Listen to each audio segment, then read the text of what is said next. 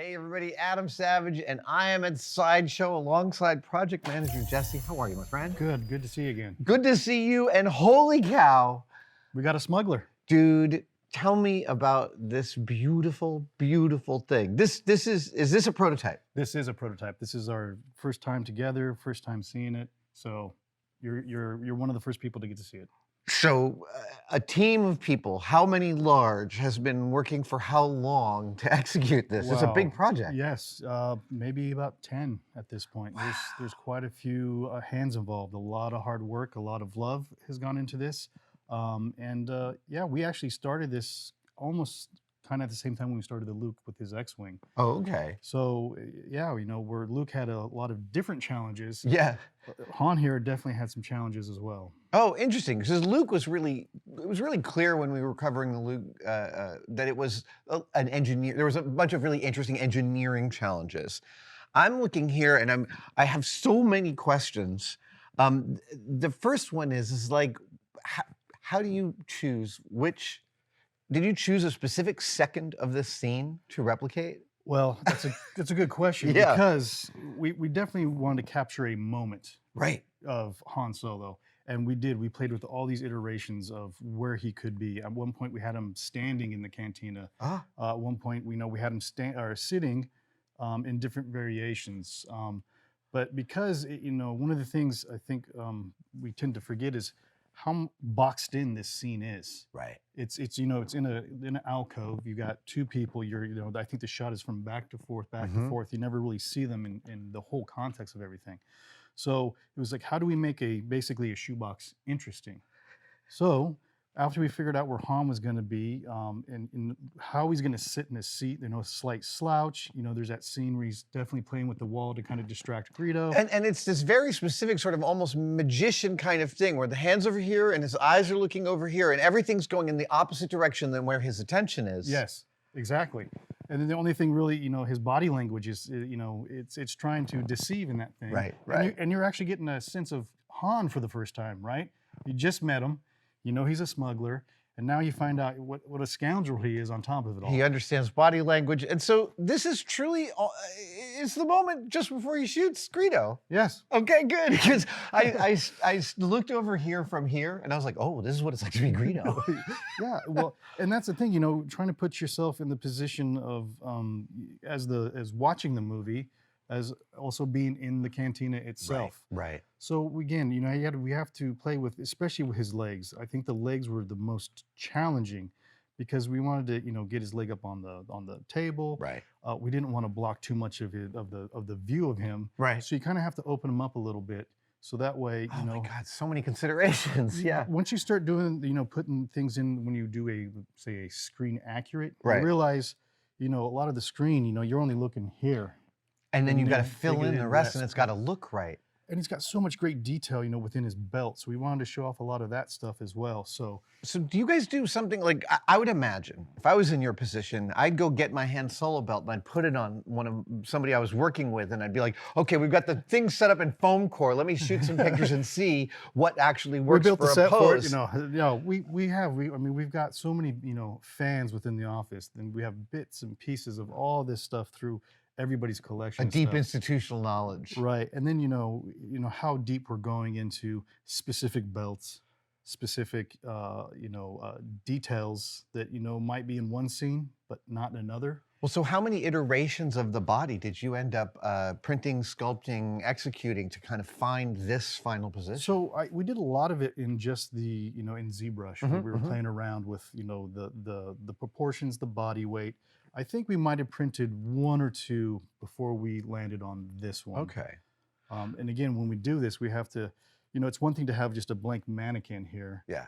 And without the clothing, the context, you need a lot of context, especially with this pose. So Tim would actually, try to make quick clothing so we can see what it looked like with so you see how it drapes. Yes, and see where, because he has a bit of a slouch in here. So he does. He's kind of have to, figure out how that curve works, and especially with a belt, because I know when you wear your Han Solo belt and sit down at a bar, it can be it's got to, you got to move stuff around. Yeah, so you definitely have to figure out all those little things, and once that gets locked in, something else might show, like, oh, you know what, the foot.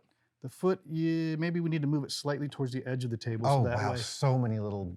everything just starts kind of, it's a balance, I guess. So, the information about the props and the costume pieces and the fabrics there's a lot known about that, but you guys strive for fidelity. So I am curious about the research in just the pieces of the cantina that were done, because, and this is maybe one of my favorite parts about this, is like, you're also inventing how the Star Wars universe was actually built. Well, yeah, I mean, we took a little, had some fun with this because, like I said, the scene, they're in an alcove. It's a lot of khaki and brown. The lighting's dark. It's a bit yellow. Right, right. So we were trying to find the visual interest that was within the canteen itself, other than all the characters that are in there. Right, right. So yeah, he's got the cool piping behind him. So many people have come up with the details in the meantime since '77, where a lot of books have shown like, oh, this is what it looks like in context. So we took ideas from how the DK book, how they dissect everything. Oh, right. So we did that, and actually, I think we made a cantina for our 6 scale years ago, and we did the same thing with that. So we just kind of transfer that over to this point. Same thing with the detail on the outside. There's some red and blue faded markings here on the out archway. here. Yes, I really like this. So that's usually on the top and stuff, but we wanted to bring that in so it gave it a little more visual pop and noise. Yeah. It also ends up making the structural building conceit feel also like an extension of his chair, which feels weirdly natural. Yeah, I mean, I think it worked out really well. The other thing too is, I didn't want this to be like an old, school project where you built a diorama in the shoebox. Right, Because that's basically what it is. So again, we talked about how theater was a kind of the inspiration for the X-Wing and just giving you enough information for the rest of your the mind to fill in the rest of it.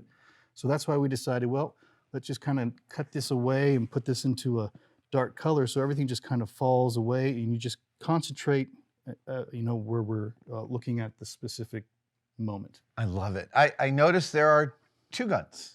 There are 2 blasters. Tell me about the 2 blasters. Well, we've got. This to me looks like a classic DL-44. Am I right? That is correct. Okay, good. At least I know my guns a little bit. But I don't know what this one is. Well, that DL-44 is specific for a scene, this scene in particular. So depending on what you want to shoot, that's you can use either blaster. I see. So the fans can have the choice of what they want. Yes. There's so many questions, and I know we're going to talk to some of the other artisans that worked on this, but I'm really curious about the hand. Yeah. This hand pose is incredibly lively. Was this a process? A little bit. I mean, there's a lot of emotion and storytelling just in that hand. But I mean, that moment where Hans just, well, let me just get you a distraction over here, and we wanted to put some flair into it, as it were. And I think going to some even classic Italian sculptures, they really know how to make those. Oh, so you were grabbing reference material from the Renaissance? Yes, just because you got to. There's some exaggerations. There's some some tension in there. Right, right. Even though his hand may be loose, but you got to get. Michelangelo was always willing to add more bumps. Yes, exactly. More bumps. More bumps. I would imagine something like this is a tough project until it's not. Right, like the moment you get it right, oh, we're good. Yes, and when we were building this and getting them in there, we even at one point had keyed them to the seat. Yeah. And then we realized, well, let's just cut this key off because we keep adjusting so many little things. So once we figured out how the arm's going to interact, how the foot, where he needs to slouch.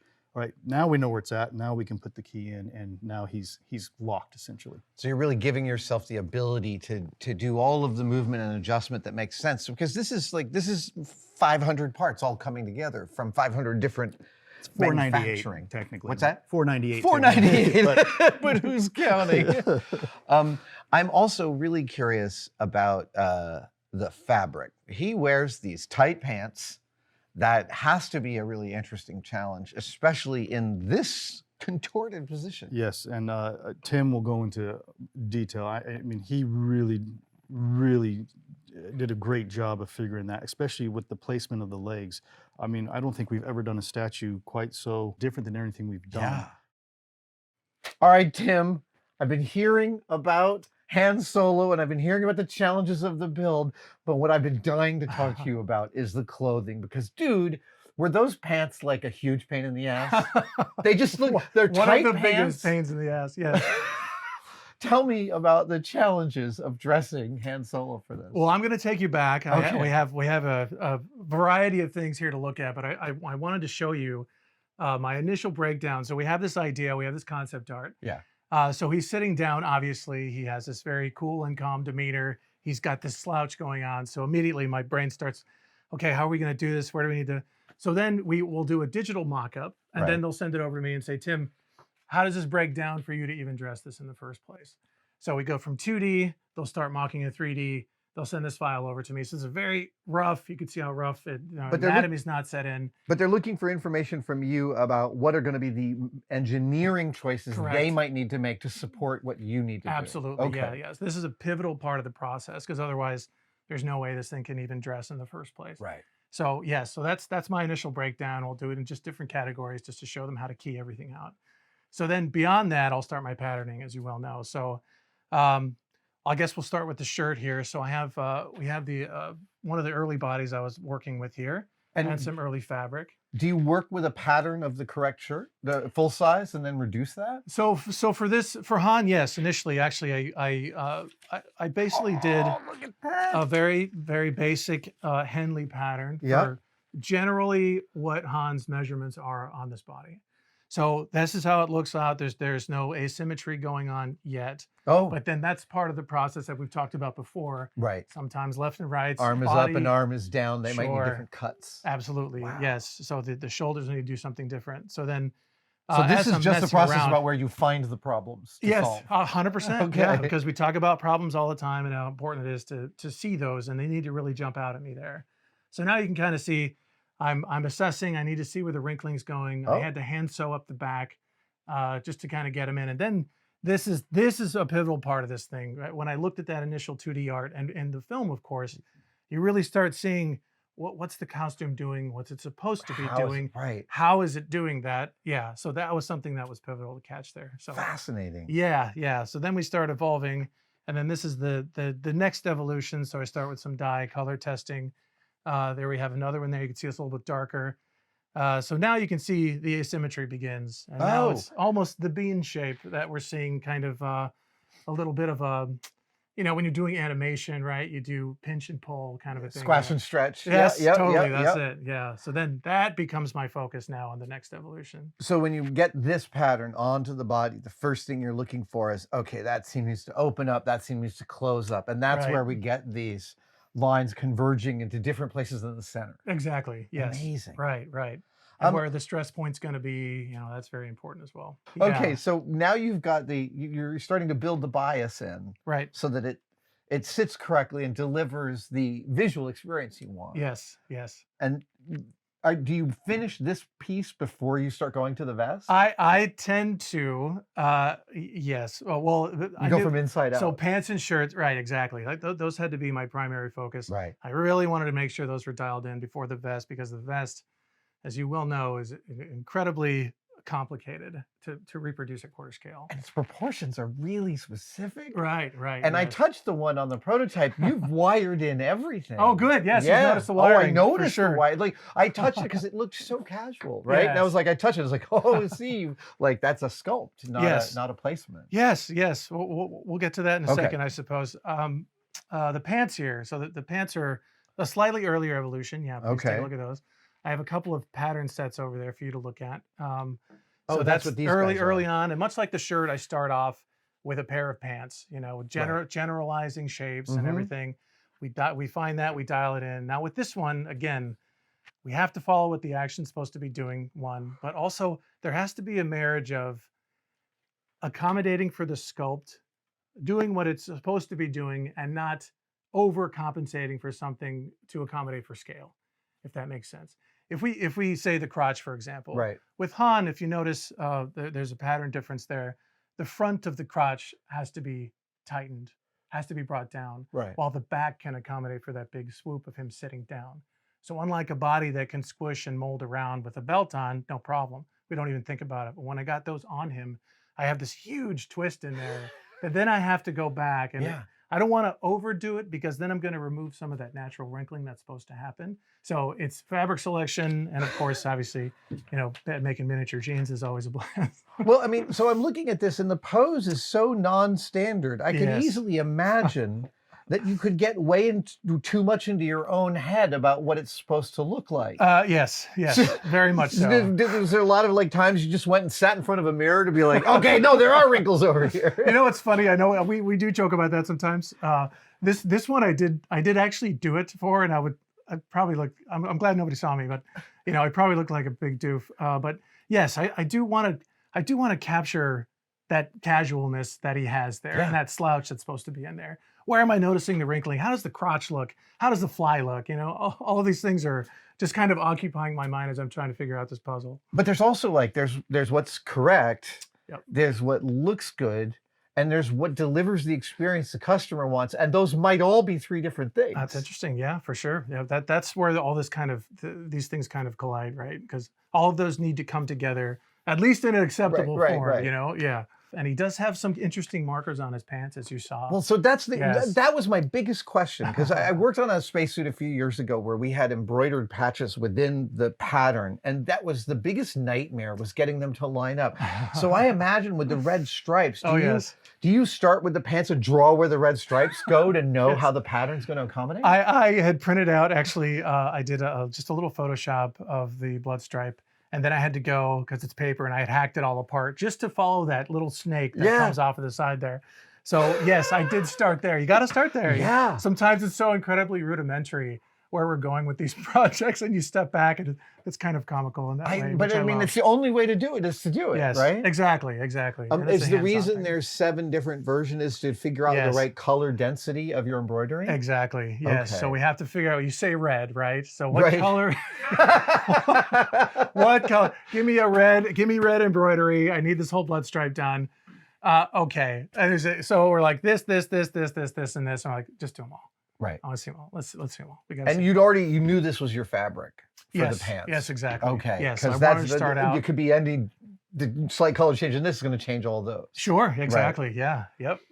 And then we had to push through, and we had to do a dye after that, and then run the blood stripes again to make sure our colors were all lining up with the darker denim as he wears. Yeah. So yes, quite a fun process. So here's basically our layout of one side of the pants. This is the front left, so it's the leg up on the table. That's one leg. Correct. Okay. Yeah. This is all piecemealed right here. So this is our front. This is our center front. Obviously, this is where our blood stripe's going to get sewn in.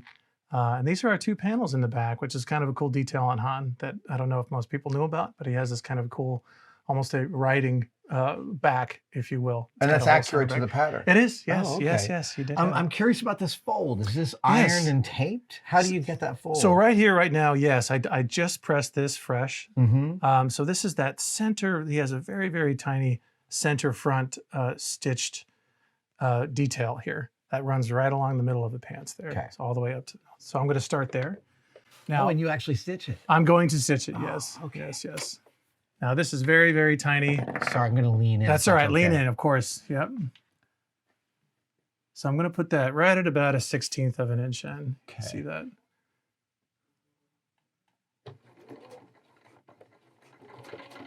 Oh, you're just doing it. I'm just doing it now. So this one's nice. I don't have to accommodate too much. Right. The thing you really want to pay attention to, and what I'm looking at, I have this little tiny red triangle right there on my foot. I'm going to line that right up. I'm going to stay right there. So this is slow and easy for the most part. Not too action-packed here.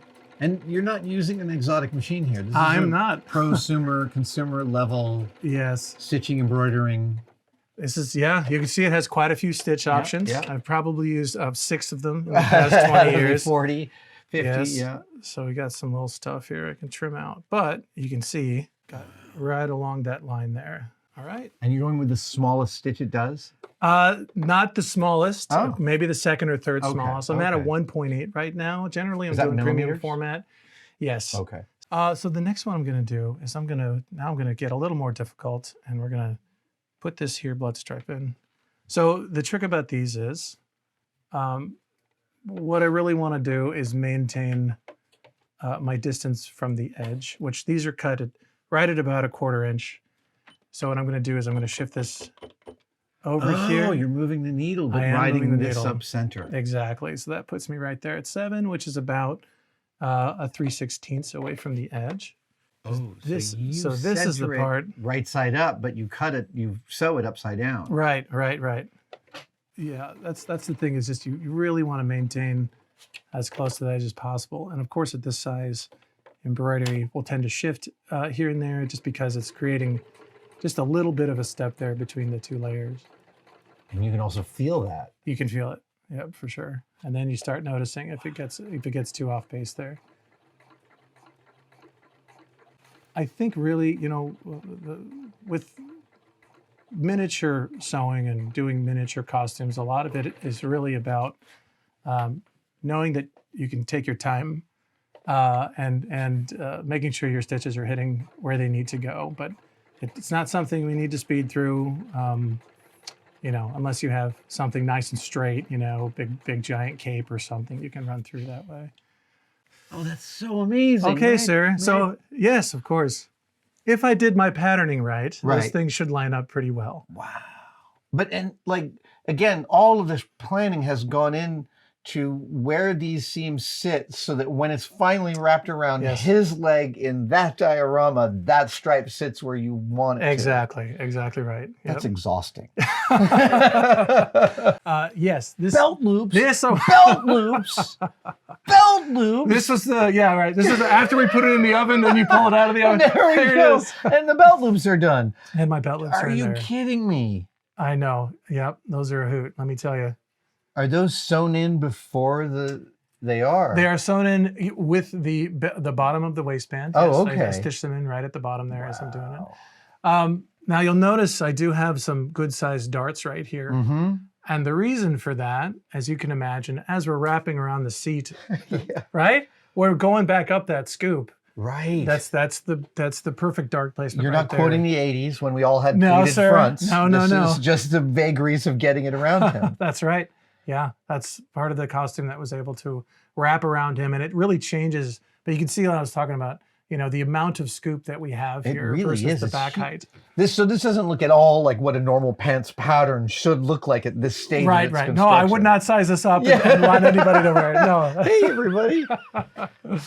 And then again, as we're moving on to one of my maybe favorite. I don't know if that might not be the right word yet. One of your favorite costume pieces, you mean? Or- It is for sure, Yeah. absolutely. And then getting into study it in this way to recreate it. This is the first time I've done a. Oh, so now this yes. entirety is in you. Oh yes, Right. very much in me. Yes. I have 3 or 4 of these. Yeah. obviously, I'm right? sure. Yeah. And the most annoying part about owning a Han Solo vest is when your wife puts it on and looks 10 times as good as you, no matter what. Right. Okay, so talk to me about the challenges of the vest. Oh my goodness. Yes. I can feel the ribbon wire in there. There's wire. Yep, correct. Um, there is wire in there, and again, like you were saying, I think after I created this vest, I knew that setting it on the body, we'd need to do just a little bit more to be able to sell that action with the vest, because I don't want it to overwhelm Han, Right. especially in It that could scene you easily. see. It really could. Yeah. Honestly, it really could. Did you find that it needed any bias in the way that he was sitting for the vest itself? So here's the funny thing about this. This is a symmetrical pattern as a Wow. base. Yes. And actually, I found that the bias lent very well to its natural positioning of the vest in the scene. So making it Yes. symmetrical gave you the drape you were hoping for. Believe it or not, Unbelievable. absolutely, yeah. Because those shoulders being slightly scant, Yeah. it did open it more. So I didn't have to overcompensate in the patterning this time. It really helped out a lot. So it's really cool. But then obviously cargo pockets are, and I've done quite a few in this Tiny business over my miniature years. cargo. They're quite many. Yes. But yeah, that was another fun thing to figure out. Again, I don't want to overly pouch them. That's always a fine line Right. to keep in scale to like maintain the illusion there. There's lots of ironing. Oh, Yeah. a ton of Do you have a ironing. little iron? Do you get a little? No, Adam, I don't have a little iron. Okay, I probably should though. I know they exist out there. Just like that big. Just, All right, we'll get one okay. next time you come. And then there's all the accessories. He's sitting on a belt. The belt is attached to large portions of him. Yes, right, exactly. So then that was another thing. So we talked about early on, of course, about the assembly of the belt, the pouches used for the belt, and how are we going to get the best of both worlds given how he's sitting, all the details that are on him. So we talked about, we worked very closely with our sculptor, of course, who went through and we dialed all of those details in very nicely. So all of the additional pouches are added to the top, sculpted, all set, done. So that made my job, fortunately, a little bit easier. But the nice thing about that is we have the control, and it's always going to look perfect that way. That's awesome. You're laser cutting the leather. I am laser cutting love leather. that. Yes, sir. Yes, sir. I am a fan of the laser cut stuff. Dude, laser cut leather is just like, that's it's a dream. It really is. Yes. At one shop I was at, the moment the shop realized we could laser cut leather, there was one employee who did leather. They freaked out. Oh no! Wait, no! Like no, guys, don't stop hiring me. This is beautiful. Thank you. Oh my goodness. Yes, super cool to recreate that, of course, and you know all this stuff. Obviously, leather can have a mind of its own. So you know you want to be very conscious of how he's sitting, how it's wrapped on him, the positioning on his leg. Yeah. So all of that stuff need to be carefully coordinated. So I was finding with these two kind of upper tails, if you will, that actually connect to the main belt here. Right. You really had to be careful in terms of placement and how that scoop is cut, just enough to wrap around him and to sit where it's supposed to sit. Right. Because otherwise that thing can shift quite a bit. Do you find in the miniature work that there are particular kinds of leather you gravitate towards, different animals? Yes, actually, yeah. We've used a few over the year. Pigskin in particular is very nice, although the texture on that one you got to be careful with. So it can ruin the scale. Sure, exactly. So you know, if you're working on something rather grisly or barbarian or orc-like, it works pretty phenomenally well. And you can skive it to be very, very thin. Yes. You can get it down sub 1 ounce. Right? I'm seeing what looks like pencil marks. Is this like your first prototype of the? Yes, yes. Amazing. This was the early, probably second or third, to be honest with you. Fair. Yes, just penciling in some things and some details, and you know, then we're kind of plugging in some of the little snaps and buckles and all that stuff, it's so much fun. A project like this, obviously a multitude of materials kind of coming together. I got to do some leather work, and well, so I'm also curious about the termination in the boots. Yes, that must have also been an engineering issue. Absolutely, you know it for about sure. how much clearance you get, how much depth you can have. Correct. Yeah. And of course that impacts the pattern as well. So that's it's all part of it. Yeah. I need to adjust, and so we can make sure to plug it in, and you know that everything's looking all awesome. You get each of these parts sort of completed, and then you can't put it all together until you can put it all together. Correct. Yes. But that's not the end of your process, right? Like I'm just curious about with this one, were there challenges that showed up only at that point? Yeah. Well, certainly just if you just think about the shirt and the vest, for example, right? The arms can't assemble finally with just the shirt on. I still need to have the ability to remove it to even dress it on the vest. Oh, wow. So it's all those little kind of fine tuning things, you know, over the years, of course, we kind of come accustomed to them in a way. So I know, you know, this I'm going to need to compensate for. I cannot glue this. Do not glue. I have done it. Do not glue this thing until this thing is on. Right. Like really, like say it out loud. You know, like definitely don't make that mistake. So yeah, but he was really like genuinely a full-on assembly, you know, and then hand swaps and everything. Right? The hand swaps. I didn't realize that these were monolithic. Yes. That's beautiful. Interesting, right? That is really beautiful, because when I picked up the painted prototype, I thought, oh, okay, I wonder how they got the gun in that hand. And didn't realize it was cast monolithically. Yeah. Yes, sir. He's beautiful. Yes. He's really beautiful. I sat down, you know, I'm like finding this position, and of course the position is him. That's it. His attention is here and his hand is here, and you can tell his attention is on you. Yes, very much and so. It's there's a moment when I was painting a dinosaur last year, and one of the guys who I was working with paints a lot of them, and he was telling me when you get to a certain level of the paint job, she'll make eye contact with you and you'll feel it. And it really happened. I imagine that for you with this, the character suddenly comes through and all your work disappears. Yes. All those things, when they come together, when a prototype is finally assembled and you see it, and there really is something, like we either got it or we didn't. Yeah. You know, and all of us who are making things, we have our own set of eyes on it versus, you know, admin, marketing, everybody will be like, oh, that looks beautiful, you know. But when we get together and we know the amount of blood, sweat, and tears that went into it, and how many of these little things needed to be adjusted by a 1/4 inch, or, you know, this anatomy needed to change a little bit, you know, all of this kind of fine tuning stuff all really comes in, and then seeing it all painted together, you know, that's a real joy for me at the end. Finally setting him on that base, let me tell you, because I had that moment where I hadn't seen it all painted up yet. I had Han as the prototype, and I'm going through, I get him all assembled and everything, and the boots are on, but he's just like floating in space. Right, you know, his he's just in legs that are, strange this is not right. This can't be anything. So yeah, I did. It was very much a set, like cradle situation, carefully lay it on, and then step back and breathe, and everybody take a look. It was a really cool moment. You know what I think you need? I think you need a little coat rack with a little hanger I think I do. for this on your desk. I think that'd be great, actually. It's a great idea. You can take a coat hanger, bend a coat hanger out of it. Tell me, Adam, please. I don't want to tell you how to do your job. No, dude, that's great. I'll take it any day.